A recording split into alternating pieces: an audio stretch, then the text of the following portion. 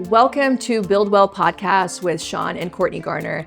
Today, we are going to talk about marriage inside of entrepreneurship, or entrepreneurship inside of marriage, and how to make that a healthy rhythm.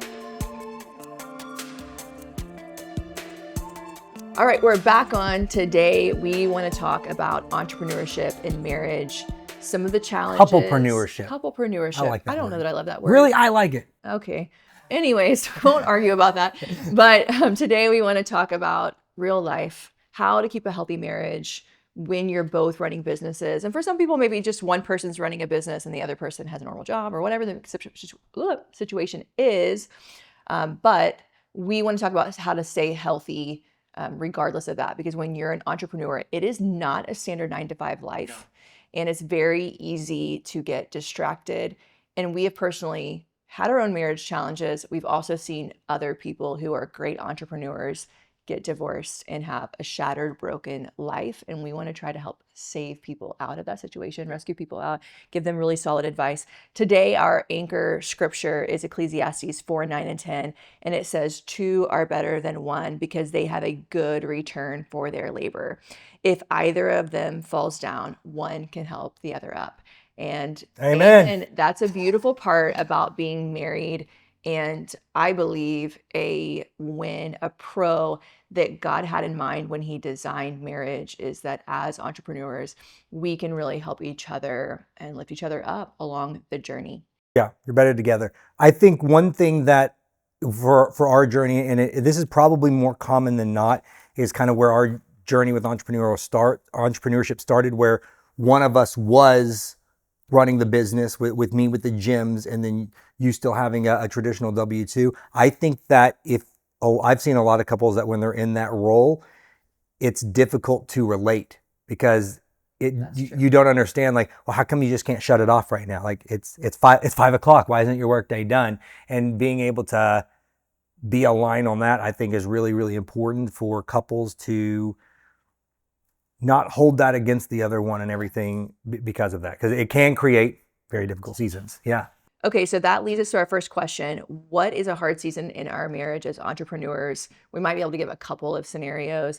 What does that actually look like? And what are the real signs that the business is winning and your marriage is losing? So let's go back to that place where I was a W-2 and you were a entrepreneur, because that was a hard season for me because I didn't fully understand. Yeah. How come we just can't get a raise, or why are you having to work so long? Why you have to go so early? Yeah. Right. Like, really, I think a lot of my frustration in that season or in those seasons stemmed around volatile income and me not feeling secure at moments. It also can really stem of like time and frustration of like, okay, because I get off at 5 or 5:30 or 6 or 4 some seasons, that I'm handling a lot of the kid things, and where you're still at the gym or you're still doing this or doing that and you're working late. So for me, I think that was a challenging season. So if you are there, that is a very normal, common feeling. And what would we say to somebody in that season? Well, one I would say is, for one, that we were going through that. I wasn't doing everything right. So I wasn't like this model perfect husband, and then it just wasn't working out. So I think that's one thing that I wasn't going to throw you under the bus. Well, that's what men have to realize and understand, is like the big need that your wife and that your spouse has is they want to be provided for and protected. Like that's your job as the head of the household and as the man. Yeah, you want to provide and you want to protect.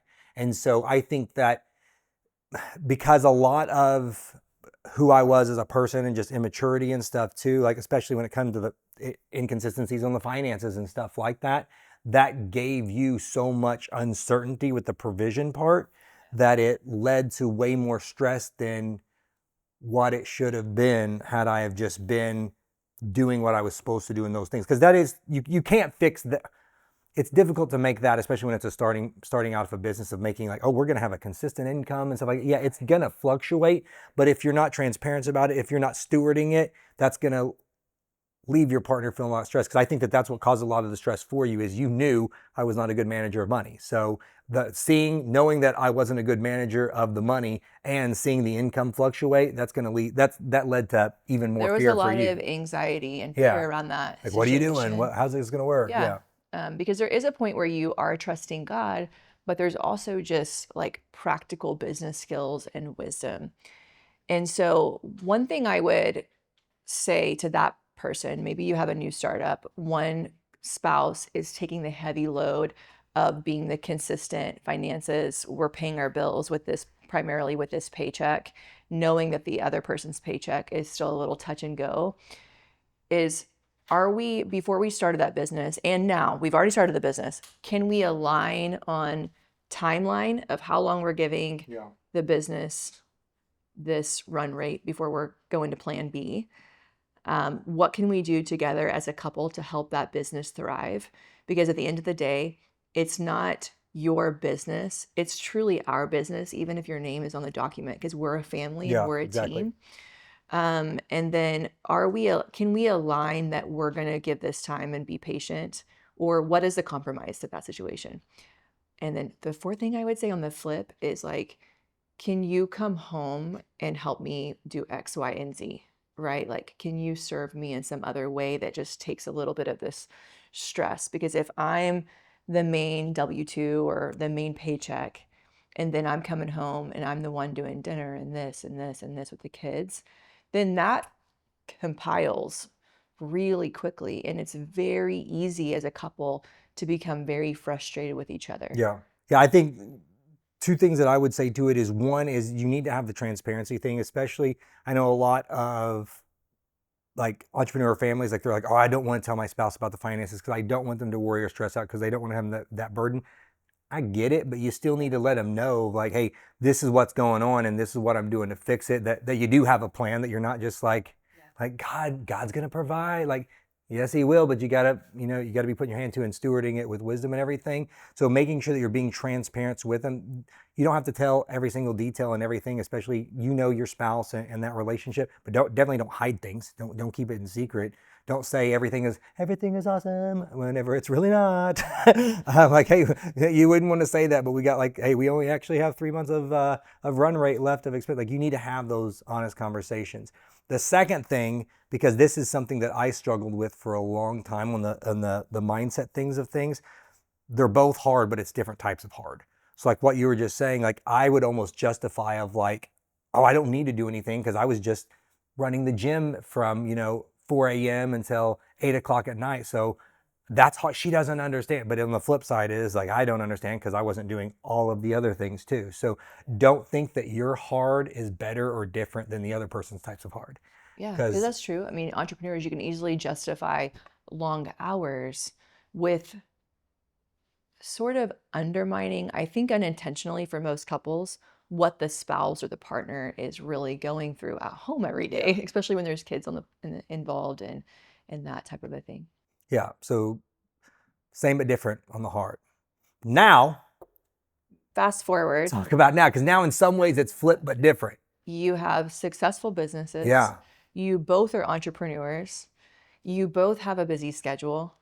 Now, I think because we're both have experienced what entrepreneurship is and is like, I have so much more compassion and grace for like what you went through in a way. And I think we both can kind of have that for each other. But the challenges are now different because the work week is long. And how do we stay healthy and connect in that's not just about the businesses? Yeah. Because now it's a different thing of like, okay, the provision thing is taken care of, but now it's almost like, but when do we see each other? because it is just go all the time. Do you want to talk more about that? How we're doing that now? I think let's get into it. I don't think that we're doing it well all the time in full transparency. I think we're still navigating that. Probably the last 2 years is the first that our finances have probably been close to 50-50 as far as who's bringing what to the table. And so that's amazing for me because we're both doing it as entrepreneurs And it's been such a weight off of my shoulder, even the last like year, of just feeling like, okay, this is not so heavily riding on me. But also, you got into the pattern of like doing a lot of the meals and a lot of the things with the kids. So now we're trying to find this like balance of sharing partnership in raising children and still finding time for each other. So from your perspective, we've role reversed a lot for the last 6 years. We've had WellSpot Functional Medicine for 6 years, coming up this next month. Yeah. For you, being the opposite, where you've been at home more, you work from home, I'm going to the clinic most days. What has that been for you? What are the honest challenges and frustrations you may have had the last few years of being more at home and having more of those duties?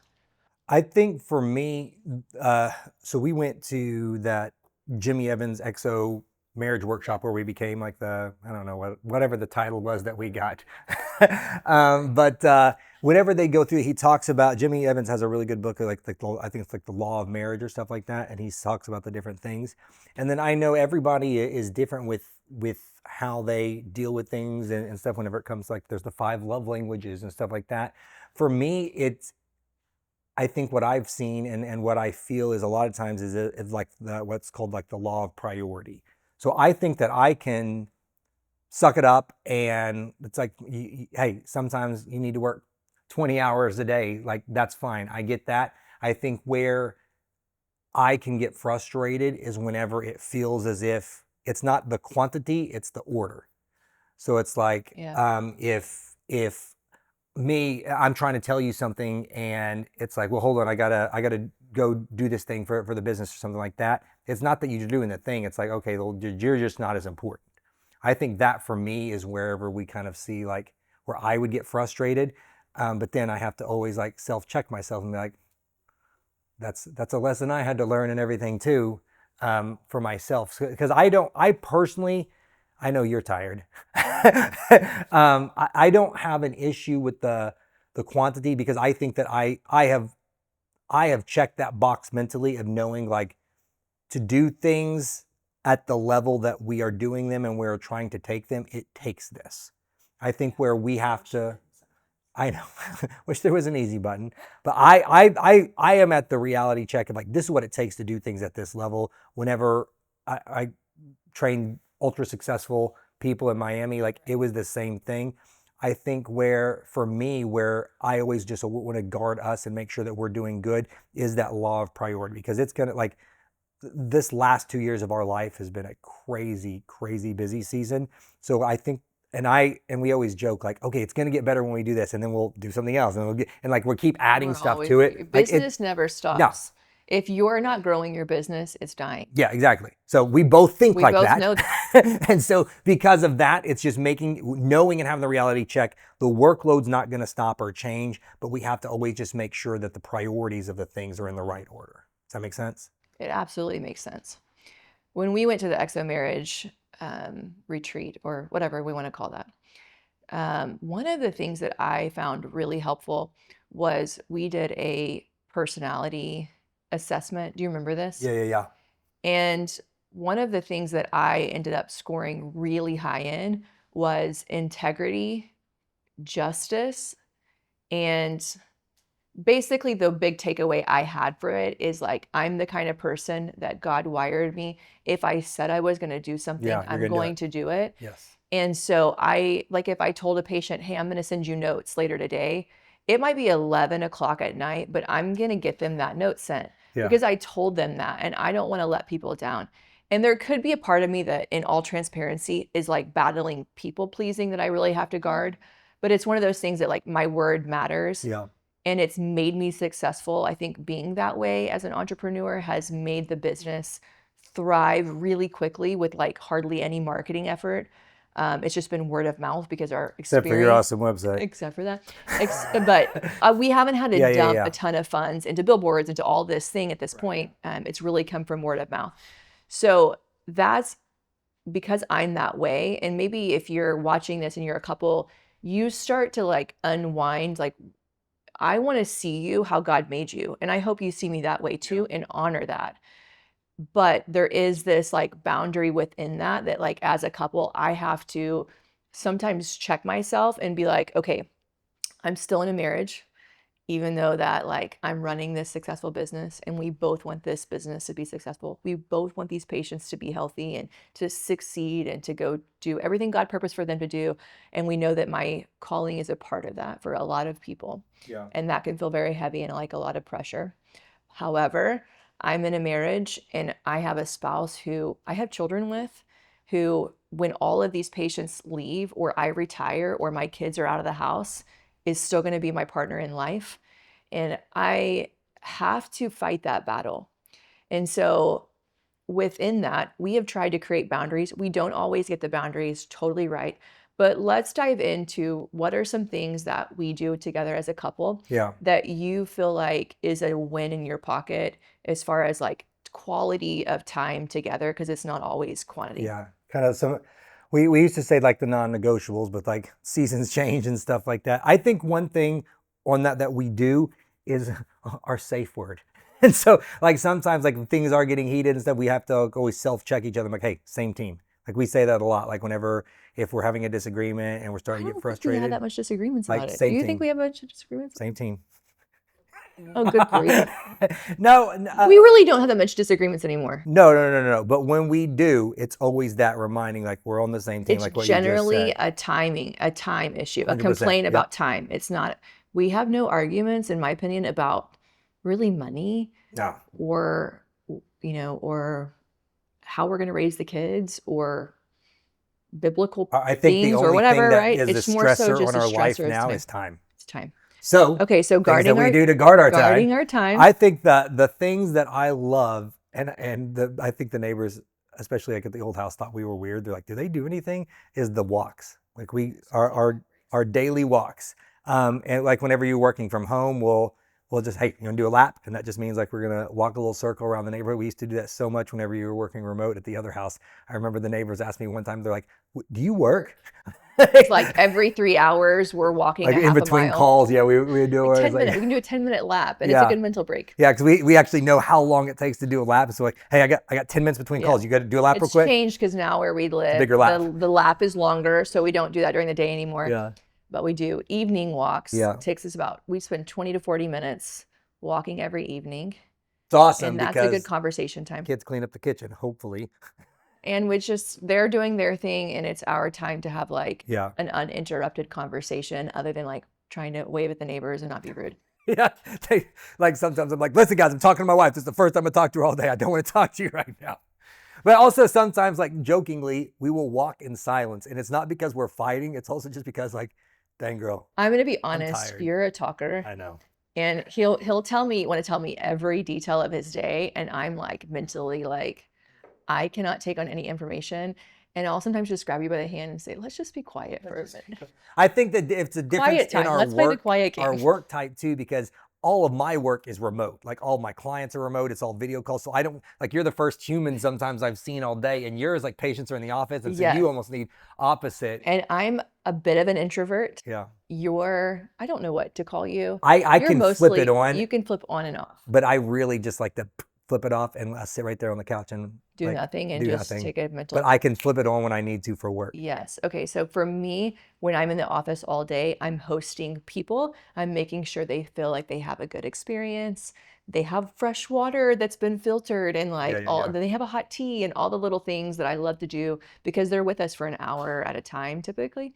And so when I've had to like, kind of be present at a higher level in a way in these in-depth conversations that are also mentally a lot of capacity.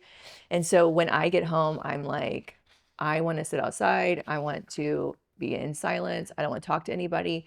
And so those walks can vary what they feel like and look like every day just based on what we both need to recharge. Yeah. I always started off too because I know that about you. I always go, you want to go first? You want me to go first? Do you have things to unload or do I need to unload? Yeah, because it is good. And most of the time it's a recap of the day. Yeah. And sometimes it's something, a lot of times it's business. Sometimes it's something with the kids that needs to get handled or discussed. Yeah. But anyways, those walks are precious. Story time on that.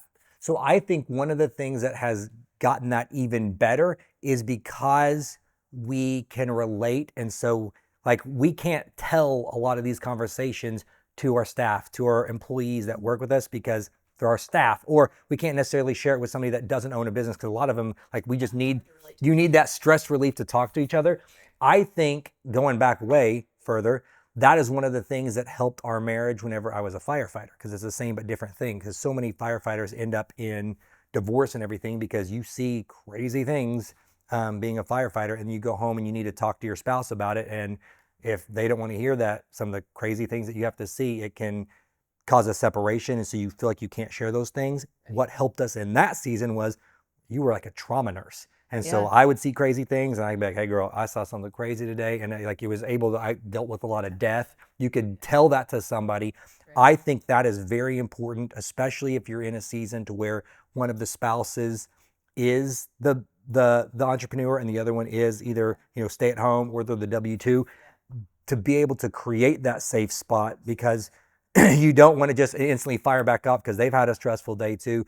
They need a sounding board to be able to sometimes just brain dump and have that safe place to talk to. Yes. And so what I would say to that is, like, wives, if that's you don't always need to have an answer for anything. Yeah. You need to encourage your spouse. Yeah. And just listen. And that's okay sometimes, because women, we have an opinion. Yeah. And so sometimes I have to throttle me telling you what I think you should do and say, have you thought about this? Or just be like, hey, I'm going to pray we find a solution and you've got this. Like, I know you can do this and solve this problem. And I'm imagining for you that's made a big difference. Well, yeah, but I was laughing as you were saying it, because I was saying not just the wives, the husbands, because I've actually gotten that comment thrown at me several times, because I am a problem solver. That's what I do for my business and everything. So as soon as you're saying a problem, I'm thinking about 50 ways that we can solve it. And you'll sometimes be like, Sean, sometimes I just need you to let me finish. I got this. I'm going to figure it out. Yeah. I'm not looking to like mentally brainstorm the solution right this second. I just want to let you know I had a really hard day. Yeah. Okay. So other things that we have done that I think are awesome. We are not always super consistent with it, but when this is like the dumb things that as we're saying them, we were writing the notes and stuff for this. It's like, well, yeah, of course. But it's like when you do them, of course, things are going to get better. But like having the consistent date night, like you having like at least like once a month where you and your spouse are going out and you are making quality time with each other. Like you need to have that date night time where especially if you have kids, just getting away. We had awesome seasons to where we used to, like, we had a couple of years ago where like every month we were doing like a 3-day weekend and stuff like that. 4 to 8 weeks we had a 3-day weekend by ourselves, which is amazing. Most of the time we would travel. Yeah. Now we like love our home, and we've been in a season where it's been so go. I think the kids are in a different season where they're very busy with sports and all their school activities. So now to me, it feels like even just like a night or two at home with them, being able to stay someplace else, a parent's house or whatever. Praise God for Mimi. Oh my gosh, it's been such a blessing just to be able to like wake up and not have more people to serve and whatever, and just be able to take a slow day has been awesome. Yeah. So a 3-day weekend. You know what? I think it's hard to do it monthly. It is a lot of work. We're in a season that's not realistic. But I always teach about it. And I talked about it in the book, Where Faith Meets Medicine, that's going to come out in August. I talked about this plug, of like a quarterly retreat. Yeah. And a spouse is like you doing that as a couple is a great thing. I just had a patient that came in yesterday and they were like, hey, we did that. We went to this town and like a mountain town for 2 nights. We had 2 nights we could get together. And he was like, you know what? It was so amazing. Like after 3 or 4 hours, all of the heavy burden that we have felt for our kids, for just life that's happening, for business, just kind of lifted. And we realized we had 2 days to have fun. Like before kids and before business and before we had all these things, we used to like each other and have fun. We liked each other. And we laughed and we had a good time, and we went and did spontaneous fun things, and we slowed down to play video games at the restaurant, or we went on a hike, or you know what I'm saying? Just what are the random things that you used to do when you were in high school or college or young adult dating someone. Yeah. And so I think creating that space in some regular pattern is an absolute must. Yeah. And then a bigger one annually. Like Yes. even if it's still A only week 3 or 4 days or annually something like that. But yeah, would if you be, can do a if you whole can do week, 5 to 7 days yeah, that's a annually, game changer. amazing. And then But I love the quarterly breaks. oh, yeah. If I can get a quarterly break, I think that's a better rhythm because it leaves me in a place where I don't feel crazy stressed leaving the business for a few days. Like a week for me is still really hard as a business owner. I really have a hard time completely unplugging and not having to make any decisions or receive any phone calls for an entire week. So, and if we wait a full year and we don't do the quarterly things, by the time we get to that one I'm year, like pissy. there's a couple of days where it's like a little tense Yeah. and there's not a lot of like true emotional or physical intimacy because it's just like I'm just trying to we're breathe on right E. now. We're both Yeah. on E, and we're in survival mode. So I feel like the quarterly things have been an absolute game changer. Because with just my mindset, I always need the thing to chase. And so for me, it's very important for us that it's always on the calendar too. Because even if it's just like, oh, we know we're going to You're do it so sometime. annoying with that too. But it's good, girl. It helps my mind. I'm like, I need to know because It's fair. It's fair. If it's scheduled, it's going to happen. Yes. And for me, I am overly disciplined a lot of times, so I can push hard for anything. I can do crazy diets and workouts and work seasons and stuff if I know there's an end to it. If it's like, I know I'm going to get a break. yeah, I can good. push hard. Okay, on the annual thing too, another thing that we did that I thought was awesome, another Jimmy Evans plug, is that annual retreat book. Do you remember what it's called? It's like a planning. It's like a Yeah. planning. Like, and the whole point of it is to do really a recap of where are we as a marriage, where are we individually and as a couple spiritually, financially, health-wise, our children, what are some goals and aspirations. And the whole point of it is really to dialogue, a conversation about where we are, Yep. where we've been, and get on the same page with where we're going. I think that is a non-negotiable, that workbook, especially for business owners, because of what we said earlier, is it force functions a lot of conversations that you probably need to have as far as like giving your spouse an opportunity to be like, hey, I really don't like the pace that we're going at, or hey, have you even considered that in the past year we haven't done XYZ? Like that's a really good resource and book. I would highly recommend that you do that inside of the your annual retreats or your quarterly getaway. Make that a part of everything to make sure that everything is protected. Thank you for joining us today on the Build Well podcast. This episode has been all about marriage and entrepreneurship. We're just getting started on this conversation. So please join us next week for part 2 as we continue the talk on how to build a healthy marriage inside of entrepreneurship.